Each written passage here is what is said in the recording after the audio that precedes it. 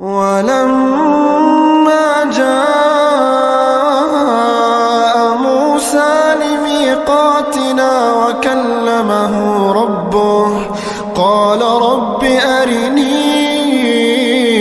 أنظر إليك قال لن تراني ولكن انظر إلى الجبل فإن استقر مكانه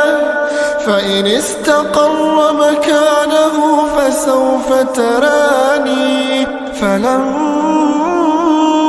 تجلى ربه للجبل جعله